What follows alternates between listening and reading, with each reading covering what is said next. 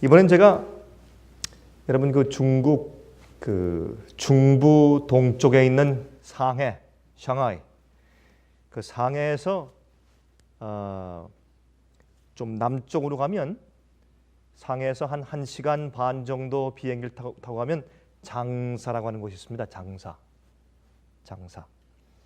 그 장사라고 하는 곳에서 또 자동차나 버스를 타고서 한 4시간 정도 또 내려가면 그곳에 또 한 마을이 있습니다. 그곳에 한 53명 정도의 이제 교회 지도자들, 그러니까 이제 교회 설교하는 장로들과 목사들이 모여서 제 강의를 들었는데, 이번엔 좀 숫자들이 많이 모여서 제가 상당히 좀 염려했습니다. 중국에 그렇게 많이 모일 수 없는 곳인데 너무 오려고 하는 사람들이 많아서 이제 꼭 필요한 사람들만 연락했는데 어떻게 좀 소문이 좀 더 나가서 좀 사람들이 더 많이 왔어요. 한 30명 정도가 왔어야 할 텐데 한 거의 배가 왔습니다. 그래서 우리가 그 사람들을 한 건물 속에 놓고 절대 나가지 못하게 하고 같이 이렇게 지내면서 참 한 일주일 동안 굉장히 가까워졌습니다. 참 훌륭한 주님의 종들이 거기 있는 것을 제가 발견하고 같이 진리를 연구하면서 얼마나 많은 것을 느끼게 됐는지 모릅니다. 제가 가는 곳마다 느끼는 것은 참 하나님께서 사랑하시고 인도하시는 특별한 주님의 소유들이 있다라는 것을 분명히 느낍니다. 그것을 성경엔 하나님께서 나의 소유라 그랬습니다. 나의 소유. 그런 말씀이 출애굽기 19장에 있습니다. 한번 좀 펴서 보시기 바랍니다. 출애굽기 19장 5절과 6절의 말씀을 좀 보겠습니다. 출애굽기 19장 5절과 6절을 보시면 이런 말씀이 기록되어 있습니다. 세계가 다 내게 속하였나니 너희가 내 말을 잘 듣고 내 언약을 지키면 너희는 열국 중에서 내 무엇이 되겠고 그랬습니까? 내 소유가 되겠고 그랬습니다. 너희가 내게 대하여 제사장 나라가 되며 거룩한 백성이 되리라. 너는 이 말을 이스라엘 자손에게 고할지니라 그랬습니다. 여기 있는 말씀 가운데서 5절 가운데 있는 내 소유가 되겠고 하는 말씀을 영어 성경 가운데는 킹 제임스 버전의 peculiar treasure, 너희는 나의 peculiar treasure 그렇게 표현했습니다. 그 말씀의 뜻은 아주 독특한 나의 소유 그런 뜻이죠. 나의 독특한 백성 그런 뜻입니다. 세상에 살지만 세상에 속하지 않은 백성들, 세상에 살지만 세상의 법대로 따라 사는 것이 아니라 하나님의 명령과 언약을 따라 사는 사람들, 그런 뜻입니다. 그것이 독특한 주의 백성들입니다. 또한 여기 말씀하기를 나의 제사장 나라라 그랬습니다. 나의 제사장 나라라. 다시 말해서 여러분, 그 제사장은 무엇을 하는 직업을 가진 사람입니까? 그 사람들은 다른 사람들에게 하나님에 대해서 알려주는 사람들입니다. 제사장은 다른 사람들에게 하나님께로 나오는 길을 보여주는 사람들이죠. 그렇지 않습니까? 그래서 이 온 세상에 있는 모든 민족에게 하나님의 뜻이 무엇이며 주님의 구원이 무엇이며 주님의 법도가 무엇인지를 알려주기 위한 채널로, 통로로 사용하시는 독특한 소유가 바로 이스라엘 백성들이었습니다. 아직도 많은 그리스도인들은 All eyes on Israel 그런 말을 표현하죠. All eyes on Israel. 지금의 모든 이스라엘로 시선을 집중해라 그런 뜻이죠. 그래서 마치 하나님께서 이 마지막 시대에도 현재 육신적인 이스라엘 나라, 이스라엘 국가 1948년도에 재건된 AD 70년도에 다 흩어졌다가 다시 이 재건된 그 나라가 나중에 주님의 특별한 또 어떤 소유가 되어서 특별한 일로 세상에 복음 사업하는 일에 큰 일을 행할 것을 기대하면서 바라보는 그러한 이상하게 잘못된 그런 예언의 방식을 가지고 이스라엘을 쳐다보고 있습니다. 그러나 성경을 말씀하기를 마지막 시대 이스라엘은 교회라고 설명합니다. 교회. 많은 사람들은 사실은 예수님을 십자가에 못 박고 선택된 민족으로서의 특권을 잃어버린 그 사람들에게 지금도 계속해서 시선을 집중하고 있습니다. 그러나 저는 여러 나라와 여러 장소를 다니면서 사실은 주님의 법도와 언약을 지키는, 주의 말씀을 사모하고 정말 성경의 말씀 길대로 살고 있는 진짜 주님의 참된 소유, 독특한 백성들을 오히려 제가 보고 있는 것입니다. 그런 사람들이 하나님께서 사용하시는 제사장 나라라고 성경은 말씀합니다. 여러분, 하나님을 소개하는 길이 여러 가지가 있죠. 전도하는 방법도 여러 가지가 있고, 참 하나님을 소개하고 진리를 소개하는 여러 가지 방도들이 있습니다. 그러나 우리가 하나 분명히 알 것은 그 중에 가장 힘이 있는 증거는 하나님과 그 진리에 대해서 알릴 수 있는 가장 힘 있는 증거는 무엇이냐면 하나님과 그의 말씀과 언약과 진리에 대한 여러분과 저의 충성스러운 삶입니다. 우리의 생애 그 자체, 우리의 순종, 우리의 충성스러운 우리의 삶, 우리의 태도, 우리의 변치 않는 마음, 어떤 일이 생겨도 주님의 뜻을 선택하는 우리의 충성심, 그것이 사실은 가장 최고의, 가장 힘 있는, 가장 효과적인 전도 방법인 것을 우리가 합니다. 우리의 말은 그렇게 힘이 없습니다. 그러나 우리의 충성스러운 우리의 언약과 우리의 신실한 우리의 태도와 변치 않는 우리의 생활이 큰 능력을 베푸는 것을 우리가 아는 것입니다. 여러분, 다니엘서를 보면 다니엘서에 두 가지 좋은 예정을 발견합니다. 여러분, 다니엘서는 이렇게 말을 하죠. 1장부터 6장까지는 이야기입니다. 그리고 7장부터 12장까지는 예언입니다. 참 흥미있게 기록되어 있어요. 다니엘이 다니엘서를 기록할 때 두 가지 부분으로 나누어서 기록했습니다. 첫 번 1장부터 6장까지 첫 번 일부에는 이야기를 쭉 기록하는데 자기 자신의 이야기를 기록합니다. 자기가 경험한 환난과 고통을 기록합니다. 그 속에서 하나님께서 어떻게 자기와 자기 세 친구를 구속하시고 인도하셨는가 하는 것을 거기에 기술합니다. 그런데 그 이야기 가운데서 참 흥미있는 것은 그들이 하나님께 주의 말씀에 충성할 때 주님께서 하나님의 크신 일을 베푸신 사실을 기록합니다. 또 7장부터 12장까지는 예언을 기록합니다. 그 예언은 하나님께서 다니엘 시대부터 예수께서 이 땅에 재림하실 때까지의 그 긴 기간 동안에 있을 사건들을 거기 예언했습니다.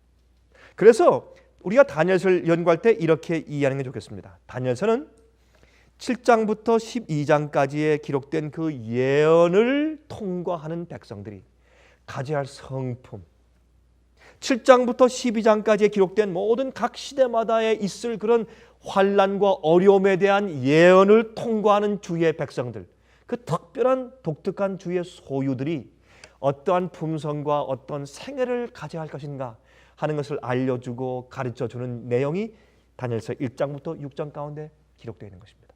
다시 말해서 다니엘서 첫 부분에 있는 일부에 있는 그 다니엘과 세 친구의 성품을 배우지 못하면 7장부터 12장 가운데 있는 예언을 이해해야 소용이 없는 것입니다. 그 예언은 그저 한간 우리 마음 가운데 성경적인 지식에 불과하고 말 것입니다. 그러므로 그 예언을 통과하는 우리가 그 예언의 사건 속에서 승리하려면 그 예언의 사건 속에서 우리가 이기고 정복하고 또한 크게 주님의 뜻을 펼치고 빛을 전하는 사람이 되려면 다니엘과 세 친구의 품성을 우리가 배워야 할 것입니다. 그것이 다니엘서입니다. 그런데 그 다니엘서 가운데서 두 가지 좋은 예정을 발견하죠. 다시 말해서 어떤 때 하나님께서 가장 크게 다니엘과 세 친구를 통해서 역사하셨는가, 언제, 어떨 때, 그 말씀을 기록한 것이 3장과 6장입니다. 참 흥미있어요. 근데 그 3장과 6장은 말이죠, 다니엘 세 친구의 이름이 무엇입니까? 다니엘의 세 친구의 이름이 사드락과 메삭과 아벳느고, 그렇죠? 그 세 친구가 풀무불에 떨어졌습니다. 그렇죠? 근데 그 당시에 풀무불이 그렇게 뜨겁고 그렇게 무서웠던 것은 그 당시 풀무불이 지금 우리가 알고 있는 그 이제 휘발유의 원유. 여러분 휘발유 원래 이 석유나 휘발유가 땅 속에서 채출될 때 그 색깔이 어떻습니까? 지금처럼 우리가 하얗거나 맑은 물처럼 보입니까? 아니죠. 검죠. 검은 이 골탈 같은 탈이 검은 액체가 막 쏟아져서 나오는 것입니다. 그 검은 액체 그것을 태워서 만든 것이 옛날 풀무불이었습니다. 영광로죠. 여러분 지금도 이 미국이 지금 이락과 전쟁하기 위해서 지금 굉장히 지금 어려운 그 입장에서 지금 전쟁을 준비하고 있습니다. 그런데 그 전쟁을 준비하는 이유 가운데 하나가 여러분 옛날부터 이 세상에 있는 강국들이 뭐 러시아나 뭐 불란서나 독일이나 아니면 미국이 말이죠. 중동 지방에 있는 그 기름 자원을 장악하지 않고서는 앞으로 강대국이 될 수 없다는 것입니다. 그것이 미국의 옛날부터 벌써 지금 이락 전쟁을 하기 이전부터 벌써 한 20년 전 아니 그 이전부터 가지고 있던 이 화이트 하우스의 백악관의 아젠다였습니다. 그것은 우리 다 알고 있는 사실입니다. 그런데 미국에 있는 유전도 지금 어떤 의미에서 고갈되고 있습니다. 앞으로 한 20년 내지 30년 후면 미국에 있는 유전도 한 50% 정도 고갈될 것이고 또한 미국의 또한 알래스카에 유전이 많이 있다고 할지라도 그것을 파내는 시추 비용이 많이 들기 때문에 중동 지방에 있는 원유를 이제 들여오는 것이 훨씬 더 싼 것입니다. 그래서 미국의 경제와 세계 경제가 중동 지방에는 이 석유 생산과 아주 직결되어 있는 것을 우리가 잘 알고 있는 것입니다.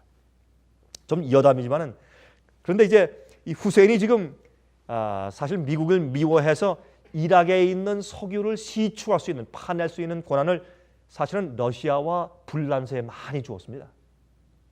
그런데 지금 미국이 지금 치려고 하니까 지금 누가 반대합니까?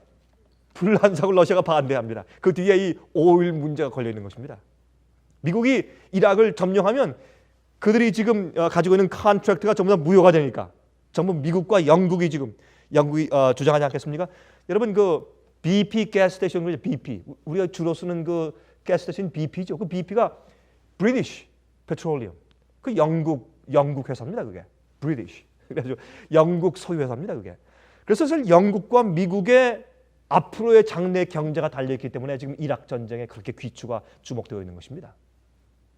근데 흔히 이제 과학자들이 말을 하기를 사실은 지금 사우디아라비아가 석유를 제일 많이 생산하고 매장량이 가장 많은 세계 1위라고 말하지만 사실은 그렇지 않은 것입니다.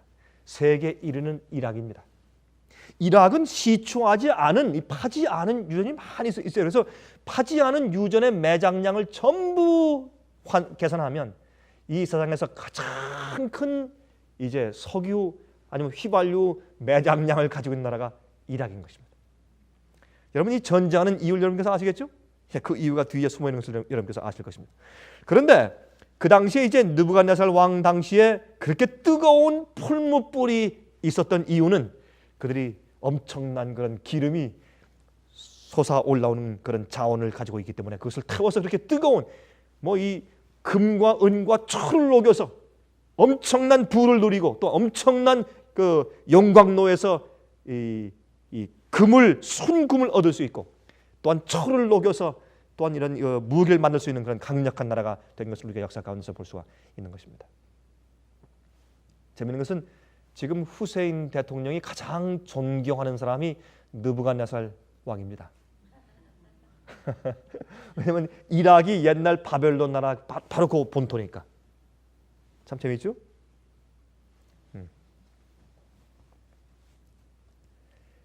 그런데 이 세 친구를 풀무불 가운데 집어넣었던 3장 사건 또한 6장은 무슨 사건이 있습니까? 다니엘을 어디에 넣었습니까? 사자굴에. 이 두 가지 사건이야말로 하나님께서 가장 크게 영광을 받고 또한 복음이 가장 크게 전파된 계기입니다. 여러분 그것은 여러분과 저에게 지금 무엇을 가르쳐주고 있습니까? 우리의 말이 아니고 우리의 그저 매일에 우리가 전도지 돌리고 책 돌리고 그저 테이프 돌리고 하는 이런 일도 참 중요하지만은 이것도 밑거름이 되지만은 그러나 가장 중요한 것은 마지막 시대 우리의 생명까지 바치면서 가장 가장 어려운 그런 위협 속에서도 주의 말씀과 명령과 계명을 지키기 위해서 서는 우리의 생애입니다. 우리의 삶입니다. 나의 결심입니다. 우리의 성품입니다. 지금 매일매일 살면서 주님께 순종하고 주의 언약을 지켜오는 우리의 성품이 쌓이고 쌓여서 맨 마지막에 보여주는 결정판. 어떤 일이 와도 내 생명이 끊어지는 한이 있더라도 맨 마지막에 주님 위에 설 수 있는 그 우리의 이 생의 결정판, 그것이 세상에 보여줄 때, 그때 그것은 큰 힘으로 전도의 결과를 낳는 것입니다. 그것이 최고의 전도인 것을 성경은 말하고 있는데, 특별히 다니엘서가 그것을 우리에게 말해주고 있습니다. 여러분, 이 다니엘 3장 가운데 다니엘의 세 친구만 나옵니다. 두라 평지에 큰 금신상을 세운 다음에 전부 다 만조백관을 전부 다 모아가지고 각 나라의 사절들, 각 나라에 다스리는 무슨 뭐 장관들, 또 바벨론에 있는 모든 그 관직에 있는 사람들 전부 모아서 그 앞에 전부 절하라고 할 때, 그때 그곳에 다니엘은 없습니다. 왜 그런지 아십니까? 그 이유가 성경에 기록되어 있지 않습니다. 그러나 저는 이렇게 생각합니다. 느부갓네살 왕이 다니엘을 참 아꼈기 때문에 아마 그가 그 자기의 하나님의 이스라엘의 여호와 하나님의 계명을 어길 리가 없는 것을 그는 잘 압니다, 왕이. 그래서 자기의 국무총리인 그 다니엘을 너무 아꼈기 때문에 그가 거기에 절하지 않고서 죽게 될 것을 분명히 알기 때문에 아마 미리 어떤 특자로 저 먼 외국에 보냈을 것입니다. 그를 보호하기 위해서. 아마 모르지만 우리가 하늘에 올라가서 다니엘 만나서 얘기하면 아마 제 말이 맞을지 모릅니다. 그렇게 했을 거예요. 넌 좀 피해 있어라. 안 되겠다. 그 충성스러운 다니엘을 알기 때문에 사람들이 우리는 어떤 일이 있어도 주의 계명을 어기지 않을 사람이라는 그런 레이블이 우리 이마에 있어야 합니다. 그게 우리 성품입니다. 죽어도 우리 주의 계명을 어길 수 없다. 그런 성품으로 사람들이 우리를 다 인정해야 합니다. 저 사람은 아무리 해도 꺾어지지 않을 사람, 그러한 정직하고 충성스러운 이미지가 사실은 우리 속에 있어야 합니다. 여러분 보십시오.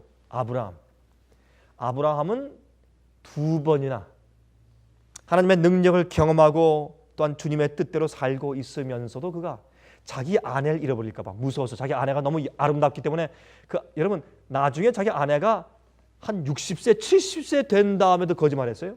처음에 애굽에 가서 처음에 거짓말했죠. 그때는 아내가 젊었으니까 거짓말을 했다고 우리 이해가 됩니다. 그렇죠? 그런데 그 아내 사라가 60세, 70세 됐을 때 두 번째 또 거짓말했어요.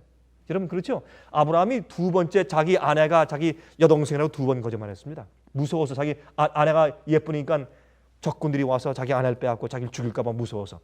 그런데 참 이상한 것은 사라가 얼마나 이뻤는지 60세, 70세 되었을 때도 참 아리따웠던 모양이에요. 참 이상해. 그래서 아브라함이 무서워가지고 말이죠. 자기 아내가 또 여동생이라고 거짓말한 것을 볼 때 좀 그런 생각이 들어갑니다. 하기야 요즘에는 한 60세 된 분들, 예쁜 분들이 있어요. 요새는 살기가 좋아져서 그런지 한국에 가서 보면 한 60세 된 분들도 아주 그냥 젊은 사람처럼 젊은 옷을 입고 화장 많이 하고 그냥 팜하고 다니면 한 40대 된 분으로 오해하는 그런 경우도 혹시 있는 것을 우리가 보게 됩니다. 여러분 한 가지 좀 여담이지만은 옛날에 그 메소포타미아 지방에 이제 무덤을 파보면 거기에서 화장품이 나오는데 그것이 땅이 이렇게 꽉 눌려서 진공 상태에 있기 때문에 그 화장품이 아직도 별로 변질되지 않고 이제 이렇게 나오는 경우들이 가끔 있대요. 근데 정말 그 시대가 아브라함이 살던 그 시대의 무덤들이 발견되는데 그 무덤 속에서 옛날 시대 사람들의 장신구가 나옵니다. 그 장신구인데 여인들이 옆에 차고 다니는, 옛날에 한국 그 여인들이 차고 다니는 이런 그 뭐라고 합니까? 예? 그 동그란 그런 주머니 있죠, 이렇게 예? 하여튼 제 이름을 잊어버렸지만 하여튼 이 주머니 있지 않습니까? 주머니 이렇게 열면 그 속에 뭐 이제 동전도 있고 하는 거 말이죠. 그런 게 나오는데 그것을 열어보면 거기에 이런 그 분첩이 나오고 화장품이 나오는데 그걸 연구하면 그게 전부 다 꽃가루를 가지고 화장품을 만들었어요. 깨끗하게. 그래서 그 당시에도 화장품이 많이 있었던 것을 우리가 이제 고고학을 통해서 알 수 있는 것입니다. 그런데 하나님께서 이 아브라함도 그러한 경험을 통해서 점점 그가 성장해서 나중에 어떻게 해요? 자기 아들을 모리아산에 가서 바칠 정도까지 그는 성장합니다. 무슨 일이 있어도 그의 마음 가운데 합리적으로 이해가 안 돼도 주님께서 말씀하시면 무조건 하는 믿음이 그의 마음 가운데 성품으로 성장합니다. 그때 주님께서 그를 우주 앞에 내놓으십니다. 그가 아들을 죽이려 할 때 하늘에서 아브라함아 제발 그렇게 하지 말아라. 그의 손을 붙잡고 이제 내가 여호와를 경외하는 것을 우리가 알았다. 이제 내가 하나님을 두려워하는 것을 알았다. 여러분, 성경 가운데 하나님을 두려워하라 하는 말씀은 주의 말씀을 순종한다는 말씀입니다. 그런 뜻입니다. 그러므로 주님을 순종하고 어떤 일이 있어도 세상의 법이 무엇이라고 말을 할지라도 나의 이익을 위해서 내가 세상 법 따르는 것이 아니라 내가 죽고 모든 불이익을 당하고 완전히 망할지라도 주님의 뜻대로 살고 주의 계명을 지키기 위해서 서는 우리의 성품의 마지막 결정체가 우리의 전도의 최고 영향력이 있는 방법입니다. 그것이 주의 말씀인 것을 우리가 특별히 다니엘서 3장과 6장을 통해서 봅니다. 다니엘이 여러분 사자굴 가운데 빠졌을 때 똑같은 이야기죠. 여러분 그 세 친구가 어떻게 했습니까?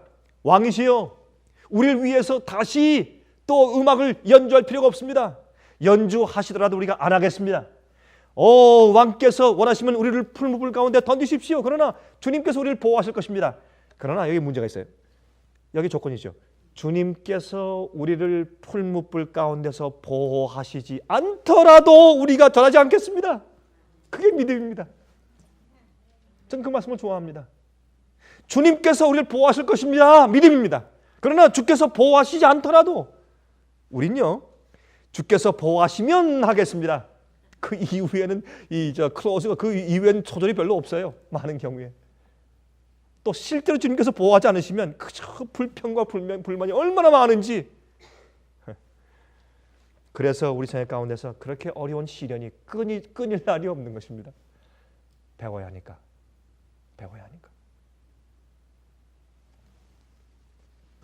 자기의 생명보다 하나님 명령이 더 중요한 백성들, 그 사람들이 주님의 특별한 소유입니다. My peculiar treasure. My peculiar treasure. 그렇게 끝까지, 마지막 끝까지 십자가 쥐고 주님 따랐을 때 주님께서 어떻게 했습니까? 그 마지막 환난 가운데 주님께서 함께 섰습니다. 주님께서 다니엘과 함께 사자굴 안에 같이 계셨고 또한 세 친구와 함께 풀무불 가운데 같이 거닐고 계셨습니다. 왜? 그들의 충성 때문에. 너희가 내 말을 지키고 내 언약을 지키면 너희는 이 세상에서 나의 제사장 나라가 될 것이고 또한 나의 특별한 소유가 될 것이라고 성경에 말씀했습니다. 그것이 가장 효과적인 전도입니다. 한번 읽어보십시다. 다니엘 3장입니다. 다니엘 3장 27절부터 29절을 읽겠습니다. 이렇게 말씀되어 있습니다. 다니엘 3장 27절부터 29절까지. 방백과 수령과 도백과 왕의 모사들이 모여 이 사람들을 본즉 불이 능히 그 몸을 해하지 못하였고 머리털도 거슬리지 아니하였고 고이빛도 변하지 아니하였고 불탄 냄새도 없었더라. 여러분 어떻게 생각하세요? 불탄 냄새까지 없어요. 느부갓네살이 말하여 가로되 사드락과 메삭과 아벳느고의 하나님을 찬송할지로다. 이것은 느부갓네살 왕, 이방인 바벨론 왕의 말입니다. 그가 그 사자를 보내사 자기를 의뢰하고 그 몸을 버려서 왕의 명을 거역하고 그 하나님 밖에는 다른 신을 섬기지 아니하며 그에게 절하지 아니한 종들을 구원하셨도다. 얼마나 아름다운 전도입니까, 여러분? 예? 왕이 감동하고 온 사람들이 만조백관이 감동했습니다. 이것이 참 전도입니다. 앞으로 짐승의 표의 환란이 올 때 주의 계명과 말씀에 서서 자기 생명을 바치면서 짐승의 표 받지 아니하고 하나님의 인을 받는 주의 백성들을 보고 판사와 검사와 변호사가 감동을 받아 자기 옷을 벗고 내려와서 우리 편에 가담할 것입니다. 주의 백성과 마지막 교회에 가담게 될 것입니다. 여기 이런 충성심 속에서 누가 전도를 받고 가담합니까? 왕이, 그를 죽이려 했던 왕 자신이. 이게 가장 효과 있는 전도가 아니고 무엇입니까, 여러분? 29절 그러므로 내가 이제 조서를 내리노니 각 백성과 각 나라와 각 방언하는 자가 무릇 사드락과 메삭과 아벳느고의 하나님께 설만이 말하거든, 다시 말해서 함부로 말하거든 그 몸을 쪼개고 그 집으로 걸음돌을 삼을지니 이는 이같이 사람을 구원할 다른 신이 없음이니라 하고. 그러니까 왕이 대신해서 전도해 주는 것입니다. 지금 전도는 우리가 주 앞에 충성하고 주께서 우리를 보호하실 때 남들이 우리를 보고 주 앞에 감사하고 영광 돌리게 되는 것이 참 전도입니다. 그것이 주 앞에 영광을 돌리는 것이에요. 우리 다니엘 6장을 보십시다. 이제 다니엘 6장 1절부터 6절까지 읽어보세요. 또 기가 막힌 말씀이 기록되어 있어요. 다니엘 6장 1절부터 6절까지. 다리오가 자기의 시몬대로 방백 120명을 세워서 전국을 통치하게 하고 또 그들 위에 총리 셋을 두었으니 다니엘이 그 중에 하나이라. 이는 방백들로 총리에게 자기의 직무를 보고하게 하여 왕에게 손해가 없게 하려 함이었더라. 다니엘은 마음이 민첩하여 총리들과 방백들 위에 뛰어남으로 왕이 그를 세워 전국을 다스리게 하고자 하니라. 다시 말해서 지금 세 총리 가운데 다니엘을 제일 위에 수석 총리로 뽑으려고 하는 즈음에 있다 그 말입니다. 이에 총리들과 방백들이 국사에 대하여 다니엘을 고소할 틈을 얻고자 하였으나 이게 무슨 말입니까? 다니엘이 이 수석 총리가 되지 못하게 좀 막고 그를 모함하는 것입니다. 능히 아무 틈 아무 허물을 얻지 못하였으니 이는 그가 충성되어 아무 그릇함도 없고 아무 허물도 없었음이었더라. 여러분 이것이 마지막 시대 주의 백성의 성품 아니겠습니까? 이것이 하나님의 인을 받는 백성들의 성품입니다. 아무리 찾아봐도 흠을 찾을 길이 없어요. 아마 굉장했을 거예요. 스파이를 보내가지고 아마 다니엘의 사무실에서 쓰레기통을 맨날 뒤졌을 거예요. 아닙니까? 여러분 지금 하는 것처럼 세무조사하고 뱅크 어카운트를 뒤지고, 혹시 뇌물 받지 않았나? 혹시 누구 짜고서 누굴 봐주지 않았나? 별 것을 다 뒤지고 굉장했을 거예요. 그의 흠을 찾기 위해서. 무슨 실수가 없는가? 혹시 무슨 간음하는 일이 없는가? 바람 피우는 일이 없는가? 별 수단 방법을 다해서 스파이들이 와서 그의 쓰레기통을 뒤지면서 맨날 찾았지만 그의 흠과 틈을 발견할 수가 없었습니다. 그들이 그를 고소할 수 있는 유일한 길은 그가 믿고 있는 하나님에 대한 신앙뿐이었습니다. 마지막에 짐승의 표의 환란이 마지막 백성들을 고소하는 것은 하나님의 참된 말씀을 순종하는 그들의 신앙 태도에 대해서 잡으려고 고소하는 것이 마지막 환란인 것입니다. 지금 그래서 여기에 있는 다니엘 6장에 있는 이 환란은 바로 마지막 시대의 환란을 예표하고 있는 것을 우리가 잘 알고 있는 것입니다. 5절 그 사람들이 가로되 이 다니엘은 그 하나님의 율법에 대하여 그 틈을 얻지 못하면 그를 고소할 수 없으리라 하고. 이게 무슨 말이에요? 하나님의 계명을 지키는 그 일에 있어서 흠을 잡지 아니하면 다른 것을 통해서 흠을 잡을 수가 없는 것입니다. 다시 말해서 그 다니엘이 다른 사람들과 달리 믿는 그의 독특성, 하나님께서 보실 때 독특한 백성으로서의 그의 신앙 태도와 믿음, 그것밖에는 그의 흠을 잡을 것이 없었다 그 말입니다. 그것이 마지막 시대 환란이 아닙니까, 여러분? 그러므로 이것만 보아도 어떤 사람, 다른 입장에서 흠을 발견할 수 없는 사람들이 준비돼야 주님께서 바람을 놓으시는 겁니다. 여러분 아닙니까? 다니엘 같은 백성들이 나와야 마지막 시대 환란이 생기는 것입니다. 그 백성들이 마지막 시대 주님의 독특한 백성입니다. 세상에 살지만 세상과 같지 아니한 백성들입니다. 6절 이에 총리들과 방백들이 모여 왕에게 나아가서 그에게 말하되 다리오 왕이여 만세수를 하옵소서. 우리가 이 얘기를 다 잘 알죠. 이제 그들이 모의를 꾸밉니다. 어떻게 했습니까? 왕이시여 이제 앞으로 30일 동안 모든 이 바벨론 제국에 있는 사람들에게 왕 이외에 어떤 다른 자에게도 기도하거나 경배하거나 예배하지 못하게 하는 그런 법을 만들어서 어인을 찍으십시오. 그래서 이 나라를 갖다가 하나로 다 합칩시다. 이 나라의 질서와 평화와 연합을 위해서 우리가 종교적이고 국가적인 종교적인 법을 국가적인 힘으로 만듭시다. 그게 뭡니까? 짐승의 표입니다. 종교적인 신조를 국가적인 힘을 빌려서 법을 만듭시다. 왜요? 이 나라의 평화와 질서와 번영과 연합을 위해서. 얼마나 마지막 시대 환난을 위한 적당한 표상이 바로 다니엘서 6장 가운데 기록되어 있습니다. 그때 이 왕이 기분이 좋았습니다. 그것이 다니엘, 자기가 가장 사랑하는 다니엘을 잡기 위한 모략인 것을 그는 전혀 알 수가 없습니다. 그래서 10절 보세요. 10절. 다니엘이 이 조서에 어인이 찍힌 것을 알고도 자기 집에 돌아가서는 그 방에 예루살렘으로 향하여 열린 창에서 전에 행하던 대로 하루 3번씩 무릎을 꿇고 기도하며 그 하나님께 감사하였더라. 그 무리들이 모여서 다니엘이 자기 하나님 앞에 기도하며 간구하는 것을 발견하고 됐다, 이제 잡았다. 여러분, 다리오 왕은요 고레스 왕의 삼촌입니다. 고레스 왕이 이 바벨론의 벨사살 왕 때, 마지막 그 멸망 당시에 벨사살 왕이죠. 다시 말해서 느부갓네살 왕의 손자. 그때의 페르시아 왕인 젊은 왕 고레스가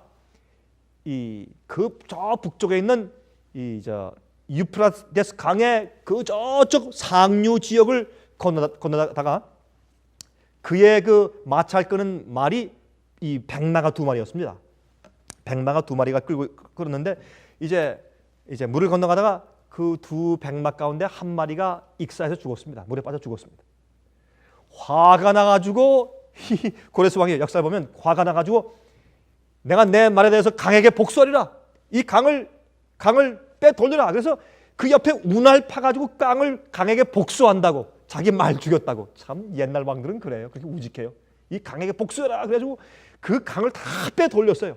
다 빼서 물이 흘리지 못하게 다 빼돌리다 보니까 이 마른 강 밑으로 들어가면 저 바벨론 성을 쳐들어갈 수 있겠다 하는 묘안이 생긴 것입니다. 원래는 그 바벨론 성을 쳐들어가기 위해서 강물을 빼돌린 것이 아니라 자기의 흰말에게 복수하기 위해서 하다가 그것을 발견하게 된 것입니다.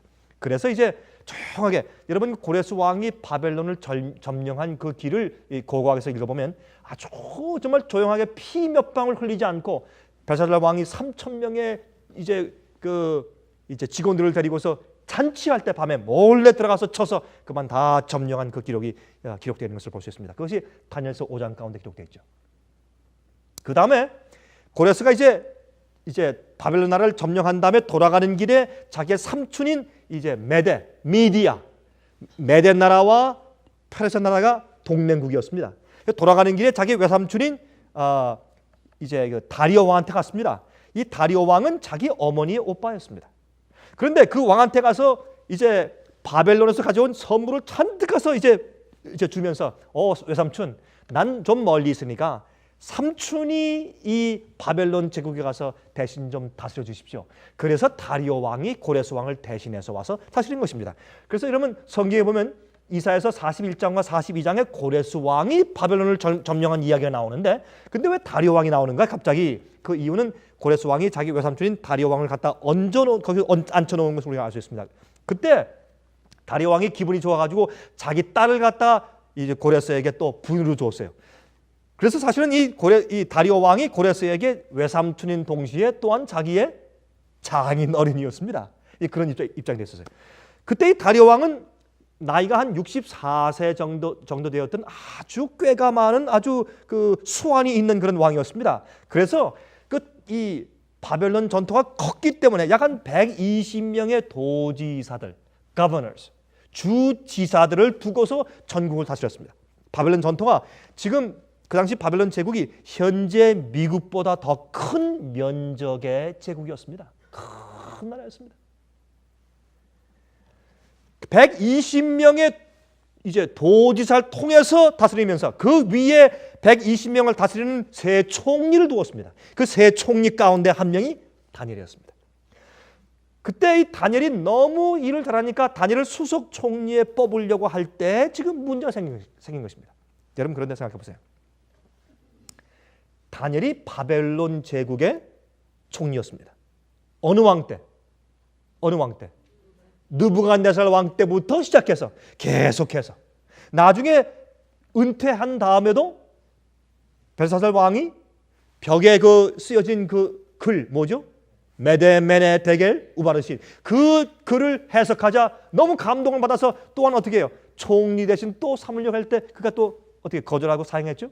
그런 일이 있을 때 다시 말해서 이 느부갓네살 밑에서 바벨론 나라에서 거의 70년 정도 동안 믿음을 지키면서 열심히 신실하게 국무총리 일을 했던 그 사람을 메데 페르시아가 와서 그 바벨론 나라를 정복하고 이긴 다음에 정복한 다음에 적국 그 전에 있던 나라의 국무총리를 불러다가 또 국무총리를 시킵니다. 여러분 말이 됩니까? 이건 말이 안 되는 거예요. 이건 말이 안 되는 얘기예요. 어떻게 너무 이상하잖아요, 여러분. 아무리 옛날이라고 할지라도 아니 러시아가 미국을 쳤다고 하십니다. 예를 들어서 러시아가 미국을 쳐가지고 이제 정복했어요. 그러면 러시아가 미국에 있는 콜린 파월 국무총리를 갖다 그대로 쓰겠습니까? 말도 안 되지. 예? 이게 그런 격이에요. 왜 그렇습니까?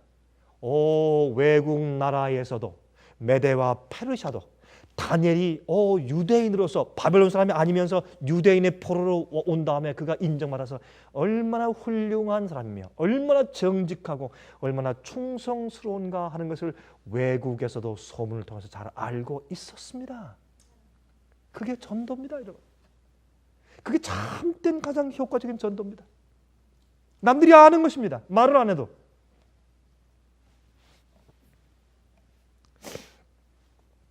그런데 흥미있는 것은 다니엘이 이 다리오 왕이 다른 사람들에게 속아서 그가 30일 동안 어떠한 신에게도 기도하거나 경배하거나 예배하지 말라고 하는 그런 명령을 만들고 어인을 딱 찍은 것을 알면서도 예루살렘을 향해서 창문을 열고 하루 3번씩 기도했다 그랬습니다. 참 얼마나 아름답고 얼마나 신실한 그런 여러분 생입니까? 왜 그렇게 했습니까? 우리가 잘 알지만 그가 하루 3번씩 안 해도 돼요. 그런 명령이 내렸으니까 특별히 어떻게 해요? 자기와 자기 가족을 보호하기 위해서 뭐 구태여 또 무슨 거짓시켜 꼭 창문 열고 기도할 필요가 뭐 있어요? 아니 기도할 때 조용히 뭐 창문 닫고서 기도하면 안 돼요? 30일 동안만 창문 닫고 옷장소에 들어가서 기도하면 안 돼요? 조용히 기도할 때 우리 마음으로 기도할 때 생각으로 기도할 때도 주님께서 다 들으시는데 안 돼요? 뭐 잘못된 거 있어요? 잘못된 거 없어요. 30일 동안만 그렇게 하면 되는데 뭐 그렇게 고지식하고 아주 속이 딱 막힌 사람이야. 다니엘은 가만히 보니까 그렇죠? 성경 보니까 아주 속이 딱 막히고 고지식하고 융통성이 없는 이상한 사람이에요. 성경은 그렇게 표현하는 것 같지만 그러나 이 사람을 주님께서 나의 독특한 나의 종이라고 설명합니다. 성경은 그가 지금까지 그렇게 해왔기 때문에 지금까지 해온 것을 명령이 났다고 해서 창문을 닫으면 자기의 타협하는 모습을 보이는 것입니다. 주님을 부인하는 것과 같습니다. 주님의 뜻과 말씀을 부인하고 난 이제 믿지 않습니다. 나는 하나님의 명령보다 이 땅의 나라의 명령을 더 무서워하고 존중합니다 하는 것을 표현하는 것이 되는 것입니다. 그래서 그는 지금까지 하던 대로 창문 열고 예루살렘을 향해서 하루 3번씩 기도했다고 성경은 말합니다. 마지막 시대에 그러한 신실한 백성들이 생겨야 합니다. 숨기는 것은 신앙의 타협이 되기 때문에 다니엘은 그렇게 하지 않았습니다. 나중에 사람들이 와서 왕이시여 다니엘이 하니까 그때 아차 내가 속았구나. 이미 늦었습니다. 여러분 다리오 왕은 자기 나라의 법을 한 번 시행했다가 그것을 어기거나 바꾸면 자기 나라의 질서 개가 무너질 것을 압니다. 그래서 할 수 없이 그것을 계속해서 이행하기 위해서 다니엘을 사자굴에 빠뜨리라고 명령을 하면서 그는 웁니다. 음식을 전폐하고 밤새도록 잠을 못 자면서 그런 금식하면서 그런 통곡하면서 울었다고 성경은 말하고 있습니다. 그만큼 왕의 총애를 받았던 다니엘, 얼마나 신실하고 아름다운 사람입니까? 우리 가운데 그런 백성들이 있을까요? 우리가 그런 자리에 있다면 우리도 그렇게 살 수 있을까요? 그것이 주님의 제사장 나라입니다. 주님께서 그들을 통해서 전도하고 주님의 진리와 말씀과 계명을 세상에 높일 수 있는 그런 통로가 바로 다니엘 같은 사람들이요. 그것이 세상의 최고의 전도 방법입니다. 그러나 사람들이 볼 때는 고지식하고 머리가 딱 막히고 맹꽁이 맹추 같은 사람이에요. 예? 좀 타협을 하고 좀 여두리가 있고 좀 느글느글하고, 예? 좀 그런 사람이 세상에 출세해요. 다니엘 같은 사람은 출세할 수 없을 것 같습니다. 그러나 하나님께서 그런 사람을 높이시는 겁니다. 하나님께서 그런 사람을 높이시는 겁니다. 다니엘의 믿음은 일반적인 믿음이 아니었습니다. 독특한 믿음이었습니다. 세상과 다른 믿음이었습니다. 여러분, 그 당시에 사자가 몇 마리였을까요? 여러분, 그 다니엘이 사자굴 가운데 빠진 그림을 가끔 여러분 보시죠. 그림 많이 있어요.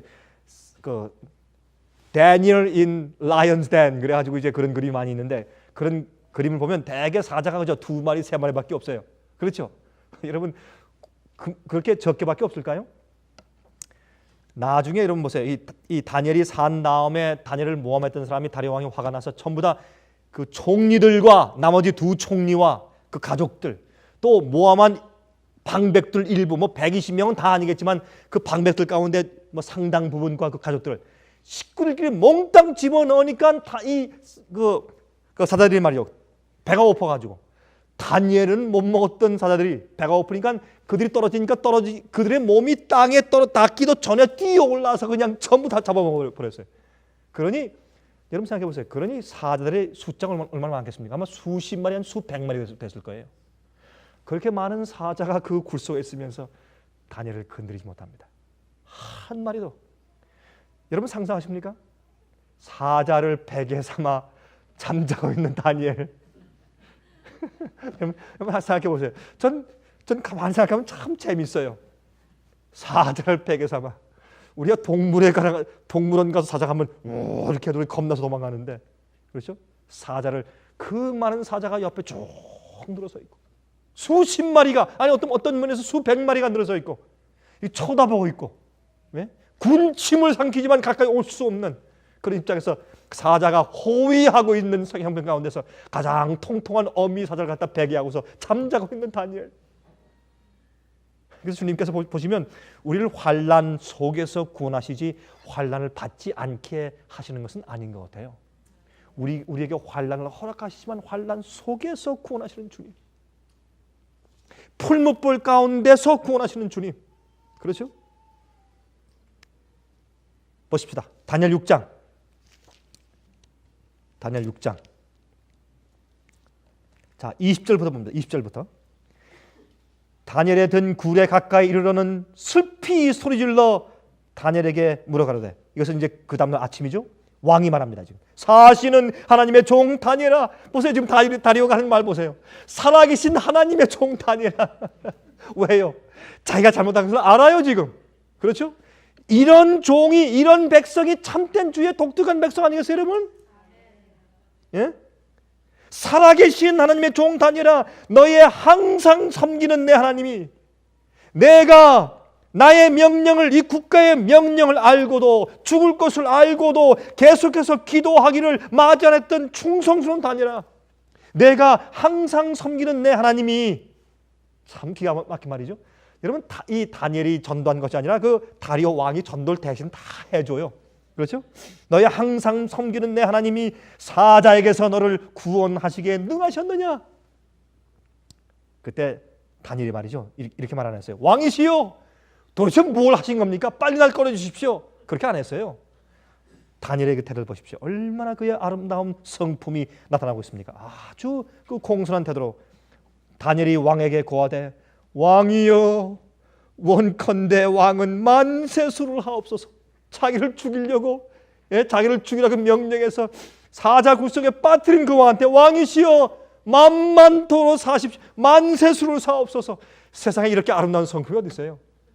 지금 이 세상에서 원수 못 갚아서 정신들이 없는데 이럴 때 이 하나님의 이렇게 아름다운 성품이 준비됐으니까 이러니까 전도가 되는 거죠. 그렇죠? 나의 하나님이 이미 그 천사를 보내어 사자들의 입을 봉하셨으므로 사자들이 나를 상해치 아니하였사오니 이는 나의 무죄함이 그 앞에 명백함이 오며 또 왕이여 나는 왕의 앞에도 해를 끼치지 아니하였나이다. 왕이 심히 기뻐서 명하여 다니엘을 굴에서 올리라 하매 그들이 다니엘을 굴에서 올린즉 그 몸이 조금도 상하지 아니하였으니 이는 그가 자기 하나님을 의뢰함이었더라. 다니엘 3장과 꼭 같죠? 전혀 몸이 상하지 않았습니다. 24절 왕이 명을 내려 다니엘을 참소한 사람들을 끌어오게 하고 그들을 그 처자들과 함께 사자굴에 던져 넣게 하였더니 그들이 굴 밑에 닿기 전에 사자가 곧 그들을 움켜서 그 뼈까지도 부서뜨렸더라. 이에 다리오 왕이 온 땅에 있는 모든 백성과 나라들과 각 방언하는 자들에게 조소를 내려 가로되 원컨대 많은 평강이 너에게 있을지어다. 꼭 사도 바울이 편지하는 것 같아요. 들어보세요. 내가 이제 조소를 내리노라. 내 나라 관할 아래에 있는 사람들은 나 다 다니엘의 하나님 앞에서 떨며 두려워할지니 그는 사시는 하나님이시요 영원히 변치 않으실 자시며 그 나라는 망하지 아니할 것이요 그 권세는 무궁할 것이며 그는 구원도 하시며 건져내기도 하시며 하늘에서든지 땅에서든지 이적과 기사를 행하시는 자로서 다니엘을 구하여 사자의 입에서 벗어나게 하셨습니다 하였더라. 옛날에 세 친구 때문에 느부갓네살 왕이 온 바벨론 나라에게 하나님을 섬기라고 여호와 하나님 이스라엘 하나님을 섬기라고 명령합니다. 다니엘 한 명의 신실함과 주의 명령과 언약을 지킨 그의 믿음 때문에 다리오 왕은 메데 페르시아 전국에 있는 사람들에게 여호와 하나님 다니엘의 하나님을 섬기라고 그가 명령합니다. 이것이 참되고 가장 힘있고 가장 효과적인 전도가 아니고 무엇이겠습니까?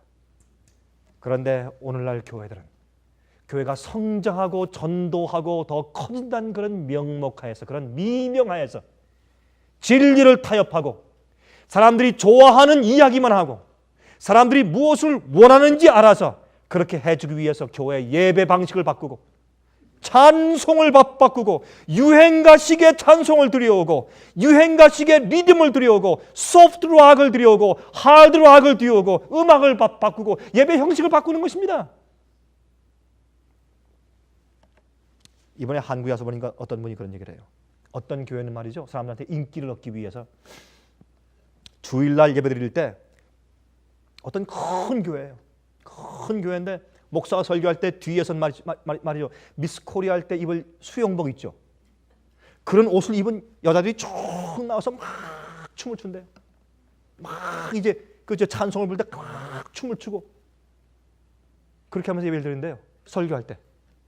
전 그 얘기 듣고 깜짝 놀랐어요. 여러분 충격적이죠. 그런 일이 실제로 있어요. 어떤 교회는.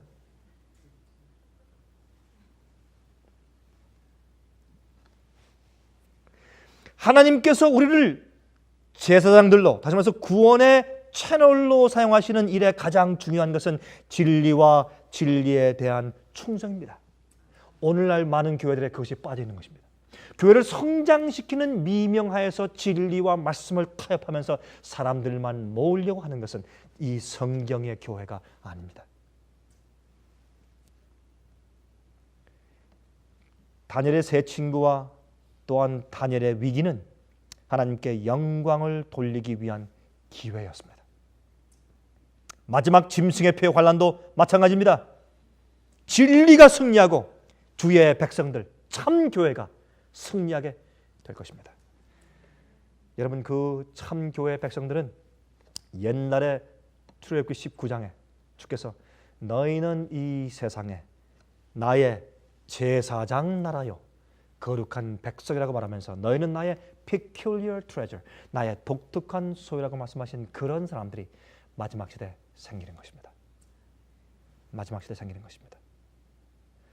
여러분, 제가 이번에 중국에서 집회를 하고 제가 목사들을 가르치고 돌아오는 길에 상해, 샹하이에서 제가 하룻밤 지내면서 거기서 이 상해, 이 중국에 있는 교회들에서 가장 존경받는 목사 가운데 한 분인 이 지오 홍즈 목사님 제가 만났습니다. 그분은 옛날에 이제 8년 동안 감옥사를 한 분입니다. 믿음 때문에, 신앙 때문에 아주 훌륭한 분입니다. 정말 진실한 분이에요. 그분의 연세가 지금 74세, 사모님도 72세. 그 부부가 제가 묵고 있는 호텔에 왔습니다. 한 몇 시간 동안 대화했습니다. 제가 깊은 감동을 받았습니다. 아, 이렇게 신실한 독특한 주의 백성이 이 땅에 있구나 하는 것을 제가 느끼게 되었습니다. 그분이 저한테 말했습니다. 이 중국에 요즘에 문이 열리면서 핍박이 많이 있지만 그러면서도 모름지기 교회가 많이 성장하고 부흥하고 교회가 많이 지금 퍼지고 있는데, 기독교가 퍼지고 있는데, 그 중에서 자유주의적인 예배 형식, 자유주의적인 그런 예배 형식과 삶 방식, 그런 가르침, 성경의 참 진리를 무시하고 타협하는, 교회만 크게 짓고 사람만 많이 끌어모으기 위한 그런 서구 교회의 교회 방식이 이 중국에 크게 퍼지는 것 때문에 가슴 아파하는 그 눈물을 제가 보았습니다. 그러나 주님께서 독특한 백성들을 지금도 가지고 계시고, 그런 백성이 머지않아 참 정말 힘 있는 효과적인 전도를 위해서 그들이 주님의 이름으로 일어서게 될 것입니다. 그때 여러분과 제가 그 속에 함께 되기를 간절히 바랍니다. 하늘에 계신 우리 아버지, 우리를 향해서 참으시는 주님의 인내와 열심을 인해서 진심으로 감사합니다. 저희를 구속하시는 아버지의 자비하심을 인해서 늘 감사합니다. 주님, 저희가 다니엘처럼 충성스러운 자가 되기를 선택하고 원합니다. 저희를 도와주시옵소서. 저희에게 성령을 베푸시사 저희 속에 있는 정욕과 욕구가 하나님의 거룩하신 은혜 속에 주관될 수 있도록 하시고, 우리가 세상에 살지만 세상에 속하지 않은 자들로 살게 도와주시옵소서. 주님의 뜻과 주님의 말씀과 언약대로 사는 것이 즐거울 수 있도록 도와주시고, 우리 마음 가운데 화평과 은혜 때문에 매일 주님 따라 살면서 십자가 지는 일을 우리가 항상 자원하게 도와주시길 주 앞에 기도합니다. 주님이시여, 마지막 환난 때에도 주님께서 선택하신 독특한 백성들, 다니엘과 새 친구 같은 백성들, 생명의 위협을 받을지라도 주의 명령을 어기지 못하는 그런 신실한 백성들이 준비되어야 합니다. 주여, 우리들 그 속에 있게 되길 간절히 소원합니다. 그것이 우리의 삶의 목적이 아니겠습니까? 저희를 도와주시옵소서. 우리 속에 인치는 역사가 매일 계셔서 주의 말씀대로 사는 것이 우리의 생애 가운데 가장 행복한 일이 되게 저에게 능력 주시기를 살아계신 예수 그리스도의 귀하신 이름을 의지해서 간절하게 기도합니다.